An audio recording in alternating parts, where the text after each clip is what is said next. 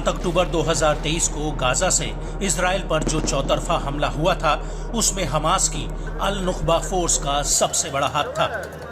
अल Nukhba के आतंकी एक साथ हजारों की संख्या में बॉर्डर पार करते हुए गाजा से सटे कई इजरायली गांवों में घुस गए थे, जहां पर उन्होंने जमकर रक्तपात मचाया था। लेकिन अब गाजा पर इजराइल के हवाई हमले में अल नुख्बा फोर्स का कमांड सेंटर पूरी तरह से तबाह हो गया है। बड़ा सवाल उठता है कि इजरायली हमले में अल नुख्बा फोर्स का कमांड सेंटर तबाह होना नेतन्याहू के लिए कितनी बड़ी जीत है। तो आपको बता दें कि अल नुख्बा फोर्स फिलिस्तीन के आतंकी संगठन हमास की एक उपशाखा है, जो बेहद ही दुर्दांत और खतरनाक है। सबसे पहले आपको बताते हैं कि आखिर इस फोर्स का ये नाम कैसे पड़ा।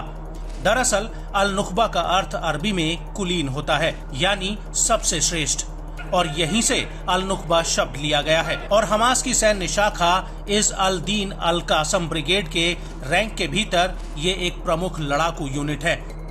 हमास की इस विंग में उच्च प्रशिक्षित और अनुभवी लड़ाके होते हैं, जिन्हें आज के जमाने के हथियार और टेक्नोलॉजी चलानी आती है।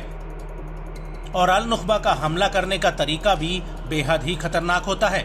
इस फोर्स में शामिल लड़ाके घात लगाकर हमले, छापेमारी, आतंकी सुरंगों के जरिए घुसपैठ के साथ साथ एंटी टैंक मिसाइल, रॉकेट और स्नाइपर जैसे हमलों को अंजाम देने में माहिर होते हैं। और इजराइल पर हुए हमले में इस फोर्स का सबसे बड़ा हाथ था। इसके अलावा अल नुख्बा के लड़ाकों को इजरायलियों को बंधक बनाने में भी महारत हासिल है। हमास ने ऐसे हमलों को कई बार अंजाम दिया है।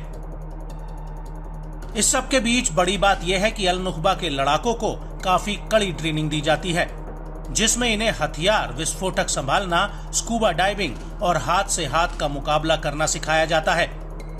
अल नुख्बा के ये लड़ाके आमतौर पर असॉल्ट राइफल, स्नाइपर राइफल और मशीन गनों से लैस होते हैं। उनके पास रॉकेट से दागे जाने वाले ग्रेनेड और एंटी टैंक मिसाइलें तक होती हैं। और बड़ी बात यह है कि साल 2014 में जब इजराइल और हमास के बीच युद्ध हुआ था, तब भी अल नुख्बा ब्रिगेड ने इजराइल के खिलाफ कई बड़े हमले किए थे। इस दौरान इस ब्रिगेड के कई लड़ाके भी मारे गए थे। इसके अलावा हालिया वर्षों में अल नुख्बा फोर्स की संख्या बल में काफी इजाफा हुआ है और इसने तेजी से अपनी ताकत को और मजबूत किया है।